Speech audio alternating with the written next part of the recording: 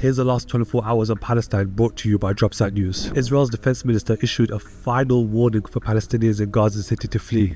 In a post, he said the Israeli military has completed the capture of the Nistarim access, which Israel uses to divide the Gaza Strip between north and south. Along with the closure of the coastal Al-Rashid Road, anyone leaving Gaza City will have to pass through a military checkpoint. Gat said those who remain in Gaza will be considered terrorists and terrorist supporters. Tens of thousands of civilians remain in Gaza City, and many are unable to displace to the south due to the high transportation costs and no available for space, shelter or safety from Israeli attacks in the south. 51 Palestinians were killed over the past 24 hours, according to the Gaza's Ministry of Health, with 4 Palestinians being killed while they were seeking aid, and 2 more, including a child, died of starvation and malnutrition. This includes Palestinian photojournalist Yahya Barzak, who worked as a freelancer for Turkish broadcaster TRT World in an airstrike on a cafe in Deir al-Balah on Tuesday, along with 5 others. Before the war, Barzak ran a studio in Gaza City specializing in photographing newborns. He is one of over 250 Palestinian journalists killed in Gaza over the past 2 years. The Red Cross has been forced to suspend its operations at its office in Gaza City and relocate to its existing operations in southern Gaza amid Israel's military offensive on the city. The Red Cross, which has been in Gaza City for decades, made that announcement on Wednesday, saying in a statement, "Tens of thousands of people still in Gaza City face harrowing humanitarian conditions, are in desperate need of more assistance." Following the latest intensification of hostilities, ICRC teams stayed as long as they possibly could to protect and support the most vulnerable people. The ICRC remains committed to returning as soon as conditions allow. Palestinian Islamic Jihad spokesman Mohammed Al-Hajj Musa told Ultra Palestine that Hamas and other factions will meet to create a unified response to President Trump's ceasefire proposal, stressing that the paper is not about Hamas alone, but the entire Palestinian people. He welcomed the joint Arab statement, called for full Israeli withdrawal, unrestricted aid, no displacement, and Gaza's reunification with the West Bank, but said Trump's plan looks more like a comprehensive Israeli project